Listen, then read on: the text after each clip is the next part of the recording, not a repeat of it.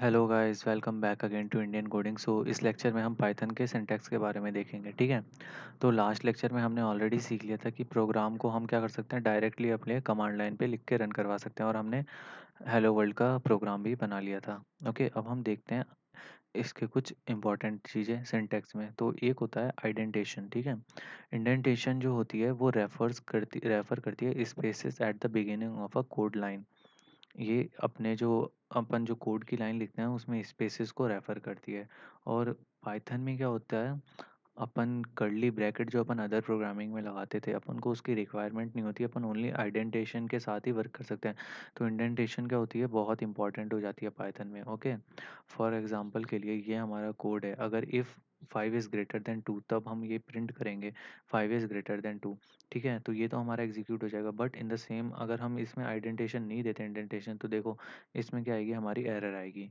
For example के लिए मैं आपको एग्जीक्यूट करा के दिखा देता हूँ।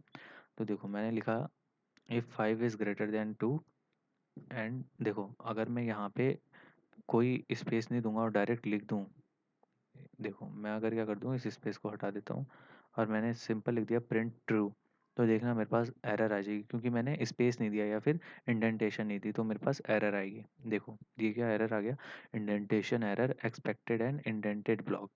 ठीक है। और इसी को मैं अगर करूँ, मैंने क्या किया, स्पेस दे के अगर मैं करूँ, देखो मैंने क्या कर दिया, स्पेस दे दिया। और ये यूज़र के ऊपर होता है, जो कोड लिख रहा है वो कितने भी स्पेस दे सकता है, पर मिनिमम एक स्पेस देना कंपलसरी होता है। अब मैं एंटर करूँ तो ट्रू दिखेगा, देखना मेरा ट्रू प्रिंट हो गया। तो ये इंडेंटेशन होती है, और अगर ब्लॉक ऑफ कोड लिख रहे हैं तो इंडेंटेशन का हमें कंपलसरी से ख्याल रखना होता है। ठीक है। ये तो कोई इंडेंटेशन। और वेरिएबल कैसे क्रिएट करते हैं पाइथन में, तो वेरिएबल के लिए हम आगे भी लेक्चर में देखेंगे, बट नॉर्मली इसमें कोई रूल नहीं होता कि जैसे अदर प्रोग्रामिंग लैंग्वेज में हम इंट फ्लोट कैर लिखते थे, हमें ये नहीं करना पड़ता। ठीक है।